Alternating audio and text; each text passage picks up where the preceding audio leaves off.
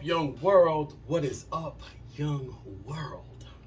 Welcome, Savon's Legendary Podcast. So, I've been going through a lot, over the past. A lot of y'all don't know I've been going through a lot, over the past, some of y'all do. 4.5 months, man. My mother got diagnosed with COVID, and for a minute there, almost didn't make it. And I became a conservator and guardian, and she's in a whole nother state, so it's difficult, man. My mother is the youngest of 17. Woo! Youngest of 7. Well, she's the youngest female of 17. But man, so it's been rough. But God is good all the time. Won't He do it? Won't He do it? So, anyways, those are personal issues. But I know a lot of you saw episode 2 and was like, where's the rest of the Busta Rhymes story? Where's the rest of the Busta Rhymes story, say? Well, there is no rest of the story. I'm playing. There is. So, where I left off, for those who for some reason didn't catch episode 1, Busta Rhymes, met him at the Westin Hotel in Atlanta many years ago, and Split Star liked my music. They told me to meet them back there. They wanted to take me somewhere. They got me off of work. They talked to my actual boss. I was a valet attendant. They talked to my boss and got me off work so I can go somewhere with them. The story left off where I went home, left work, took a shower, changed my clothes, met them back at the hotel. They picked me up, and we went to... Apparently, there was a big concert at the Fox Theater in Atlanta, complete with Rick Ross, Busta Rhymes, Eve, Jim Jones, a whole bunch of heavy hitters. I had no idea. Now, mind you, they took a kid that was a valet attendant that they listened to his music for an hour and liked it and wanted to take him somewhere.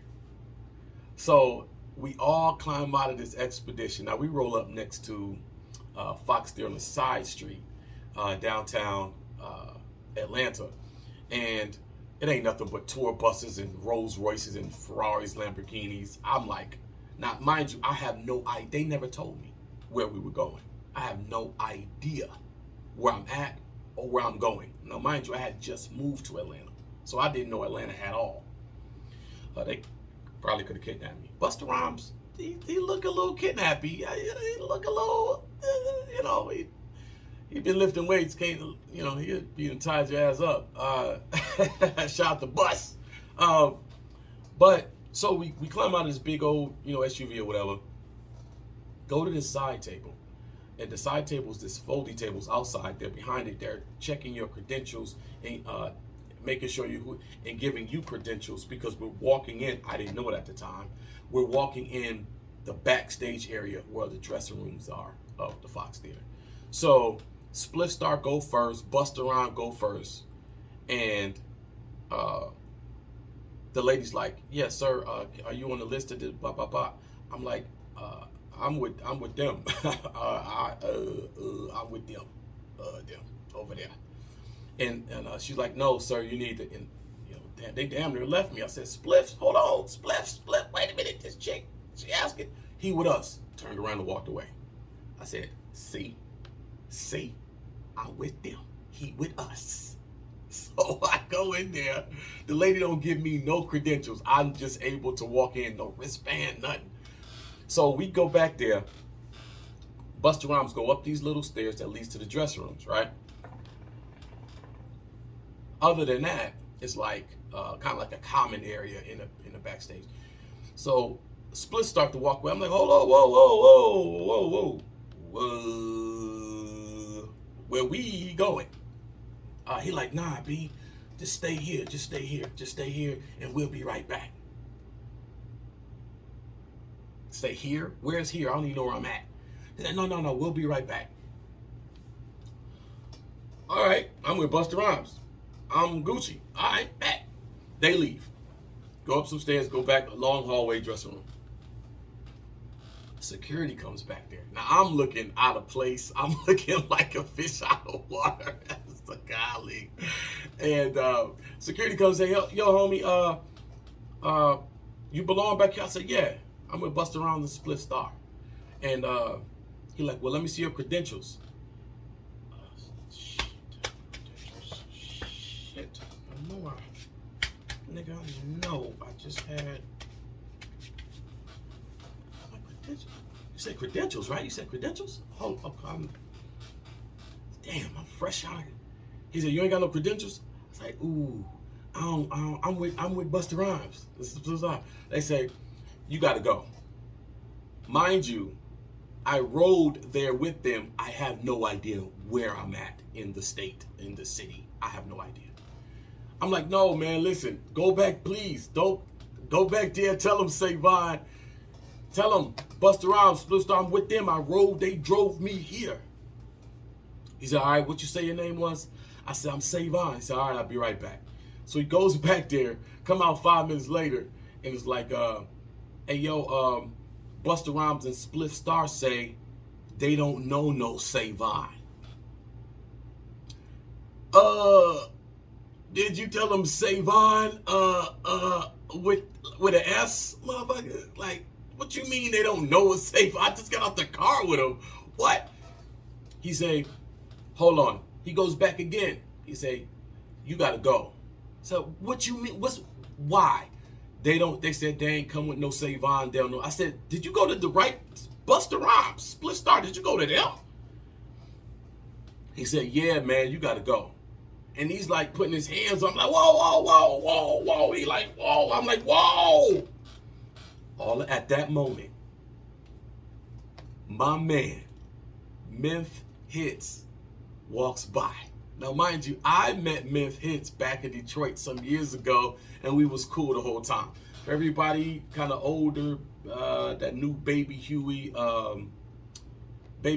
rest in peace, had I think 2 hit records. Baby Huey from St. Louis. Also, Memph Hits dated, not Keisha Cole. It wasn't Keisha Cole. It was not Fantasia. Jesus, how come on? Michelle.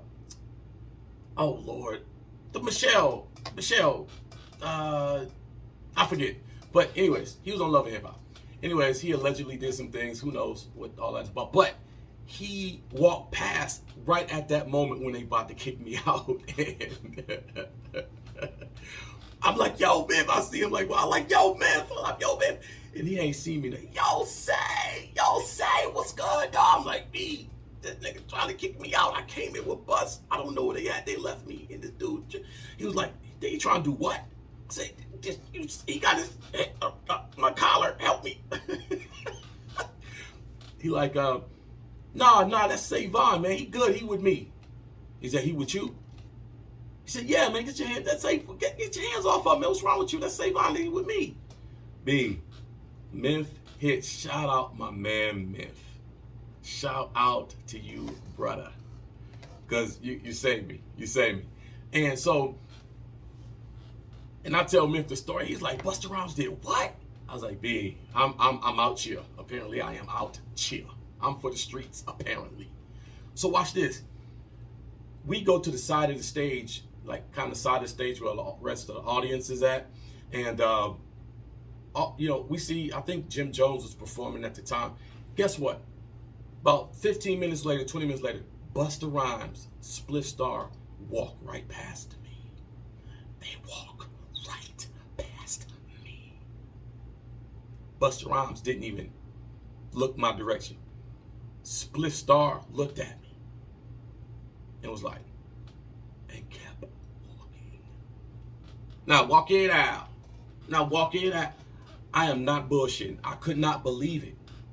Because I saw him coming. I'm like, I was trying like, what, do I say something to him? Do I not say something to him? Like, what should I do?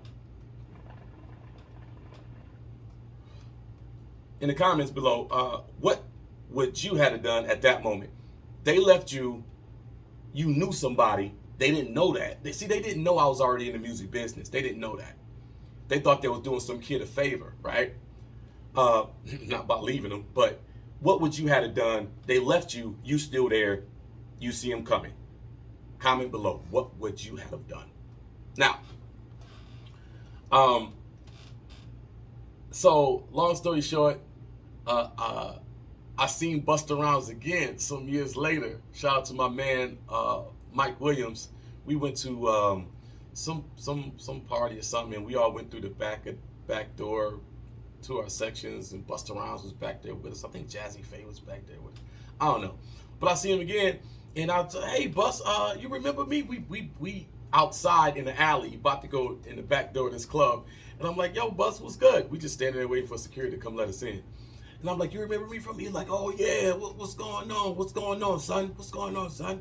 I'm like, "Yeah, you never mind. It's good to see you again. It's good to see you again, Bus." Like, what you been lifting weights? So I was nervous. What you want me to do? So, anyways, that's my Busta Rhymes story. Busta Rhymes left me stinking and stranded in the Fox Theater dressing room area. Thank God for Memphis, man. I would have been like kicked out on the curb with no, like, Jesus. I lived in Marietta. I don't know how to get back there. Uber wasn't a thing back there. Come on, Busta Rhymes, you owe me. Matter of fact, that was wrong, B. That was wrong, son. Busta Rhymes, you looking at this? You owe me, my nigga. Okay? It could be sushi. It could be some Bel Air. We can make it easy. Ain't gotta be violent. Oh my goodness. Oh my goodness. But, you know, allegedly, which I do not believe, Michelle, what's her name? Did the VSOP record. Y'all help me out. I forget. Anyways, allegedly she was dating my man Myth some years ago, and you know, some alleged domestic violence things happened. I don't know whether it was towards him from her or towards her from him. But you know, I got a question. And I've had this conversation with many people, but I kind of want y'all take on it. Y'all can comment below, please. Now, people say, you know, you're not a real man if you hit a woman. And I agree. I also want to know, does it work the same way with women? Are you a real woman if you hit a man? Well, they say, well, you know, if a woman hits a man, he's strong enough to restrain her without actually having to hit her, even though she hit him. First, let's just assume for this. So my thing is, you know, I get the physiological type of scenario here, right? But I got a question.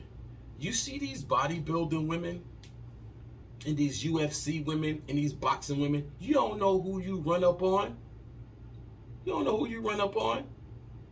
This woman could be very much stronger than you and very much can whoop on you. Whoop on you. Right? Does that still apply to those type of women? If she could beat your ass and she hits you first because she has a uterus or not, depending on where she's at in her life, should you not hit her even though she is bigger and stronger and can whoop you? See, my thing is,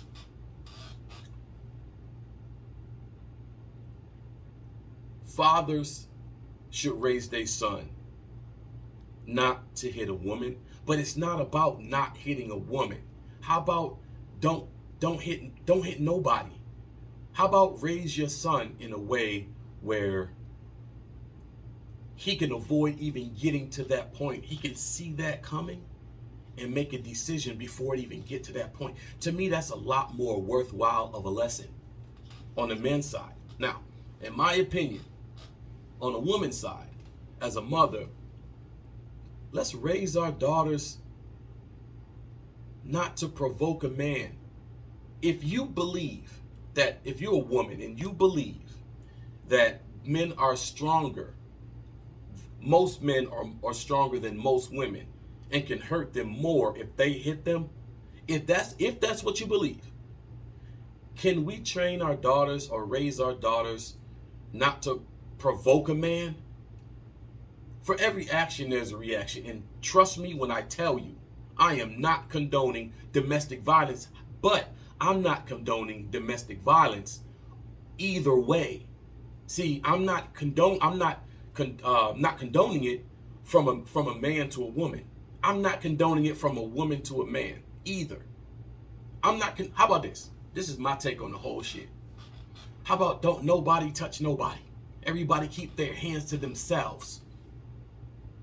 And if you feel like you need to cuss a man out and put your finger all in his face and all of this type of thing, and you a bitch ass and all of these type of derogatory things, you need to go take a breather. Don't let it get there. Take a breather and decide whether you want to continue to be in this type of relationship. And if you a man and a woman is doing that to you, do not maneuver your body, your fists, your hands in a threatening way. You need to go take a breather somewhere else and make a decision whether this is the type of female that you see yourself having a future with. I'll tell you what's weird that I never saw coming. I was in a relationship with a young lady. She was actually Italian, back in Michigan before I moved to Atlanta. Now, this woman had 2 mixed daughters, and her baby daddy was in jail a lot and all this, the kind of typical type of situation, unfortunately. Come from a good family. Dad is a president of a bank. They got money. They live in a great neighborhood, big house, couldn't want for nothing, right? But she loved black men, right? Okay. So I'm dating her for a while, and she was a nurse, and she can get real, you know what I mean, ghetto with it. And how y'all do your hands? She can get there quick. So one time, I remember we were at her apartment and she got drunk. She really couldn't hold the liquor. So we kind of got into a verbal argument or whatever. And she's Italian. She was like, "Oh, you bitch ass, that bop, bop, bop, Nick, you bet that bop." I'm like, this chick do not know where I'm from or who my role models was in my family. If she did, she would not be saying this type of thing to me. Now I was a lot younger then. I was less patient and less, mature and all these type of things. But you bitch ass nigga, you up, nigga. I'm like, what? Don't you ever? And she throwing vases, glasses breaking. I'm like, I see the scene. Like, I see what's being set up here. I call the police myself. Please come to this address. This woman is wilding. I haven't and will not touch her. Please. Click. They send a squad car over. 2 white cops. What did the first thing you think they said when they got there? Ma'am. They walked in, glass everywhere. Ma'am, are you okay? I said, I called y'all. I called you. What are you doing? I'm fine, thank you. Like what? Typical. They're asking her, is everything all right? She's like, this is the part of the story. Scared me to death. She turned suburban white so fast. Do you hear me? Oh no, we're fine. Some things broke, but it was an accident. It just fell off. No, we're fine. We're okay. We're okay. Thank you for coming though. Do you guys need a water? Do you need a water? I'm over in the corner looking at her because they wouldn't let me near them. They're like, you go over there. I'm in the corner like this.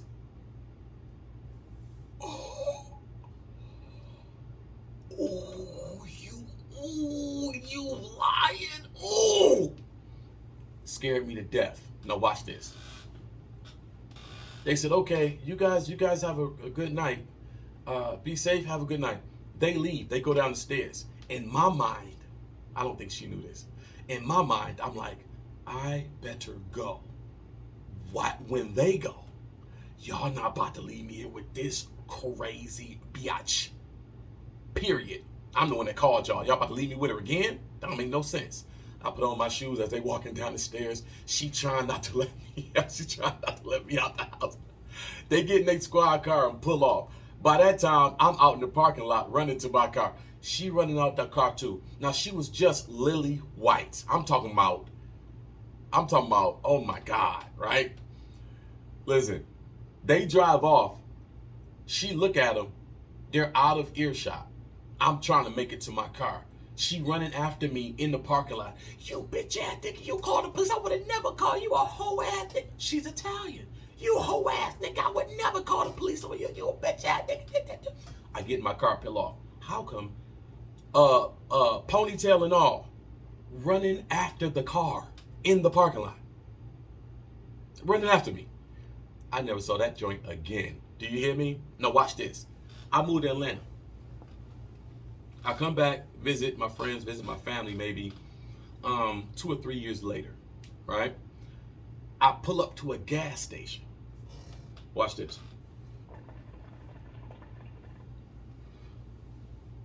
Random gas station. Not even in the city where she or I am from. Who do you think was there? Blew my mind. I didn't know what to say. I ain't seen her since the police was there. I haven't seen her. At a random gas station. She sees me. You know how you see somebody and you see them and then you look away like you never seen them. I didn't even see them. Where they go? Oh, I ain't see you. I ain't see you. Like you pretend like they was like you ain't see them. That's what I was trying to do. No. She came up to my car. I was like, hey, say mom. I'm like, ooh, hi, hey, girl. How you been? Yeah. She said, well, it's been a while. I said, yeah. In my head, I'm like, it's gonna be longer than that, motherfucker. You crazy ass. Anyways,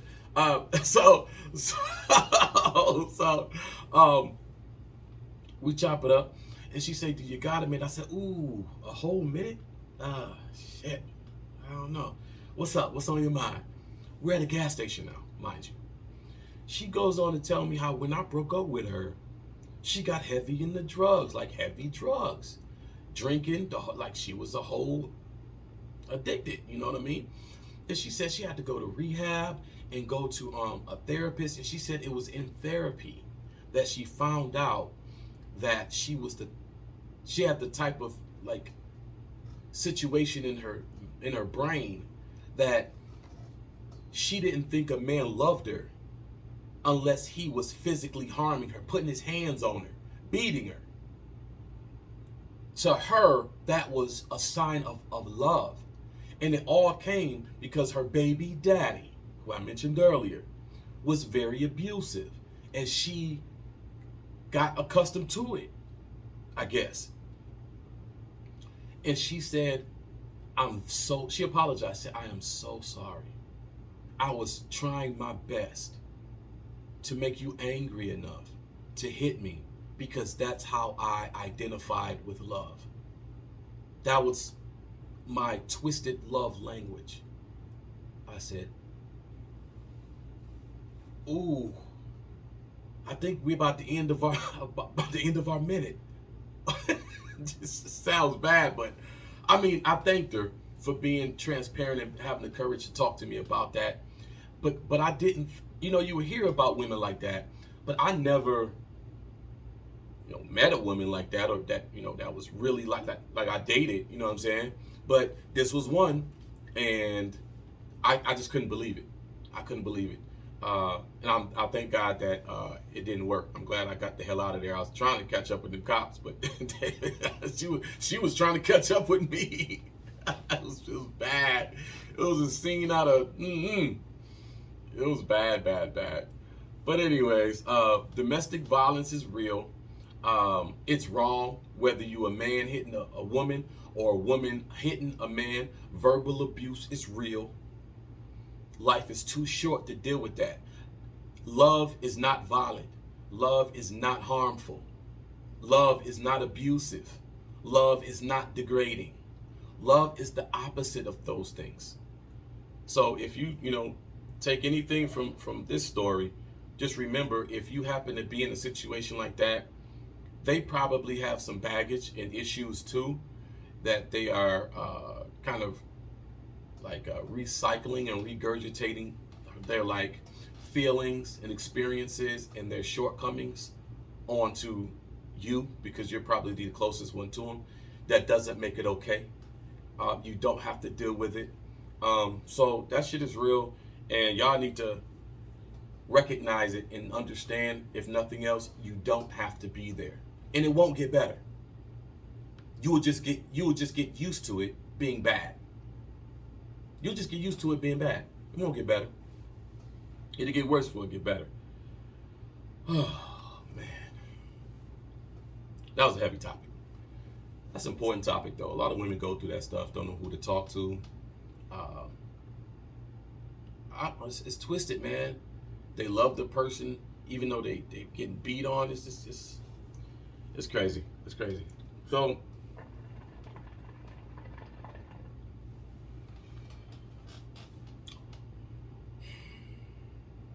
it's tough. It's tough. So anyways, speaking of a man hitting a woman or a woman wanting to hit a man. There was a friend I had in Atlanta. You might have heard of her. Her name, she goes by the Brat. A long time ago, me and the Brat were, I want to say we were friends, at least associates. She asked me if she could hop on one of my records. She didn't do it, but she wanted to. She told me she wanted to, and to send her the record. I sent her the record, and it was kind of a weird situation because the Brat, she came out. We knew, Brat, we knew you cool. You always been dope. I got love for you still. But there was a situation where she was dating a female, was with her all the time. And me and Brat, we would always run into each other at a particular club, okay, in Marietta. And one day, I went to get some takeout at like a place called Houston's. And hold on, let me fix my headphones. And I saw a little yellow Benz compressor outside. And anytime I saw Brat, this particular female that she was dating drove this joint. But I didn't know if it was Brat's or if it was hers. So when I went in there, I'm kind of looking around for Brat. Like big sis here. Okay, let me see if she, because I'm about to order some takeout. But it wasn't her, it was the girl. And so I was like, oh, I recognize you. You hang out with the Brat. She was like, yeah. I was like, okay, well, I'm Sevon, and tell Brat that I emailed her the record that she asked me to email her, and I just wanted to make sure she got it so she can get back to me. Just let me know that she received the record. And she was like, okay, I'll tell her. And that was literally, I swear on my dad, that was it, right? Watch this. I don't know, a week goes by, 2 weeks go by. I go back to this club, go up in VIP where and Brat's up there. And everybody's, want to talk to Brad, everybody's around us. So I kind of wait for the kind of fandom to calm down. So I go up to her. I say, yo, sis, what's good? She's like, get the fuck away from me. Straight like that. I said, now I'm looking around like, me? because I had no idea where this was coming from at all. Mad caught off guard. I'm like, what the hell are you talking about? She was like, get the fuck away from me. And if you ever talk to my wife again, she said, if you ever hit on my wife again, I'm going to fuck you up or have you fucked up or some. And I'm like, first of all, I know who that was. Okay? And I didn't hit on her. It did not go like that at all. You fucking bugging. So I said, you have a good night. So I walked away from her. I stayed in VIP. Now, she didn't like the fact that I still stayed in VIP. So she told her security to kick me out of VIP. Now, what she didn't know is her security was my friends. They was my boys. So they came up to me, whispered in my ear, please, say she trying to kick you. Please just go. We ain't gonna make it look like we're kicking you out. We ain't gonna grab you. Just please, that she paying us. Please, just go. Please, man. I was like, man, fuck y'all, because y'all know this shit ain't right. Y'all my mans. Fuck y'all. So I walk out. I go outside of the club. I'm fuming. One of her best friends, male best friends, Brad's best friends, and he's an MC, comes outside. And he's asking me, because he was my man, so he's like, say, what's going on? I'm like, man, this motherfucker tripping in here. She talking crazy. Her security comes outside. Now, my cousin, Martini Harris, is with me. Martini, chime in. If you see this, Martini, chime in. He was right there with me. He was doing, I think he was doing the BET Comic View. He's a comedian. He was doing BET Comic View in Atlanta and came and stayed with me. So he went out with me. So we outside. Her best friend comes outside, talk to me. Her security comes outside, like, say, what's going on? I'm like, man, this bitch tripping. I don't know what's going on with her. Everybody comes outside to see what's going on with me. They leave her inside in VIP by herself. And so she feels a certain way, so she comes out by herself, right? And she's talking to security. Now watch this. This is the part I didn't like.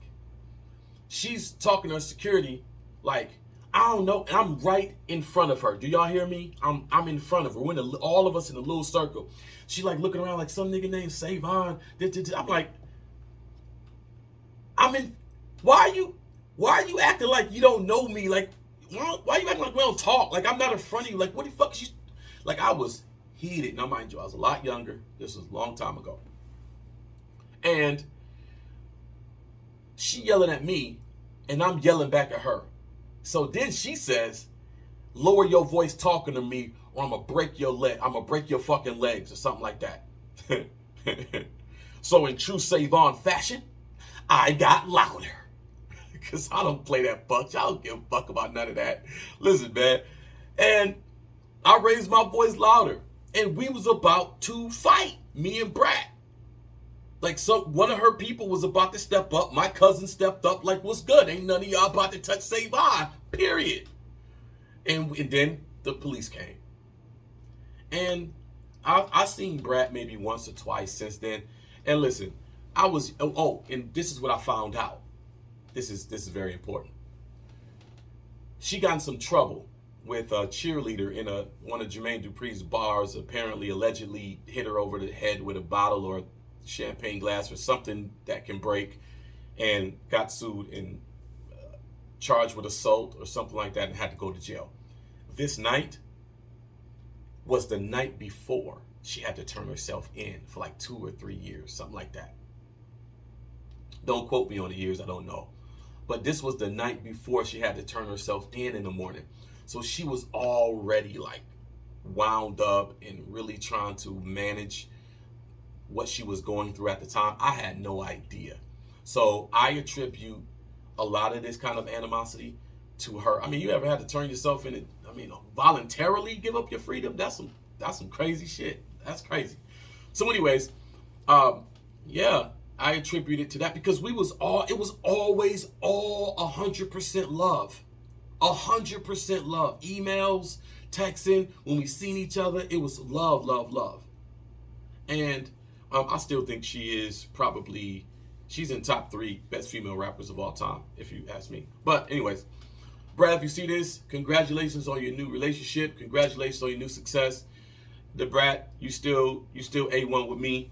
I was a lot younger, Things happen. I'm past it. So It is crazy, crazy, crazy out here on these streets. Yeah, man. Get well. My man Skyzoo, the rapper. A lot of y'all might not know who Skyzoo is, but it's SKYZOO.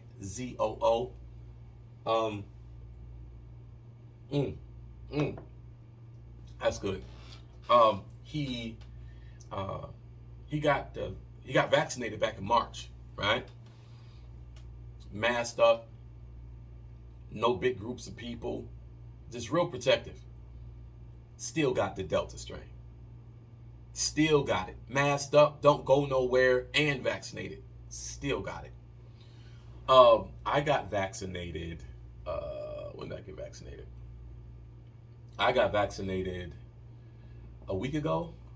Matter of fact, a week ago. I got the Pfizer, and I've had no symptoms at all. My arm was sore for about 3 days, but that's it. I get my next shot third week of September. My next shot third week of September, and I was never for the shot. This is why. I wasn't for the vaccination because when I was about to think about getting it, then I hear the Delta joint come, and it's a whole new strain. I'm no doctor, okay? But I do know a new strain means the original one mutated. And when it mutates, 9 times out of 10, the vaccination from the first strain doesn't apply to the second one. That's what it mutated from. I'm no doctor. I'm just saying. So I was like, well, let me see how this play out, because then there's another strain that starts with an R. Some kind of got an R in it or something. And they found a month ago 6 cases of that in California. I'm like, wait a minute. So we got 1 vaccination and 2 other whole ass different strains. So if I get this vaccination might not do nothing for me for these other ones. I'm trying to figure this thing out. But once I saw them shut down New York, and I'm like, I got a travel TV show series that I'm dealing with. I'm gonna have to go to Brazil and Australia and all. I can't. And I honestly, between me and you, y'all, I got tired of the idea in my head. Get vaccinated, don't get vaccinated. Where can I go? Where can't I go? I got tired of, it was almost fuck it. Just pop me, bop, bang, pop me. I just got tired of the wrestling match in my head, honestly. So, I don't know. If they injected me with some nanobots, they was going to put it in my water and somewhere anyways, I guess. I don't know. So, shout out to everybody that's not vaccinated. I feel you. Shout out to everybody that is vaccinated. I feel you. So, it's a lot to think about. Wait till y'all hear. It's deep, and it's kind of really personal to me. But if I have any Life Jennings fans, I have a Life Jennings story that's really near and dear to my heart. And it's kind of touching. Might pull out your heartstrings a little bit. But you do gotta wait till that episode. Whoa. Be sure to subscribe to my YouTube channel. Oh, shout out to Grind City. I am on Grind City on Roku channel, Grind City. Look it up. I'm on there. Also, shout out to Hot 365 Radio. You can hear my podcast on there as well. Please go subscribe and be a part of both of those platforms. iHeart is next. I will let you guys know. But thank y'all for tuning in. I hope you found this entertaining. My name is the incomparable Savon, and you have been watching Savon's Legendary Podcast. Peace, young world. Legendary Podcast. Legendary Podcast. Legendary Podcast. Legendary Podcast. You ain't ready. You ready? You ain't ready. Ready for Savon. You ain't ready. Ready for Savon.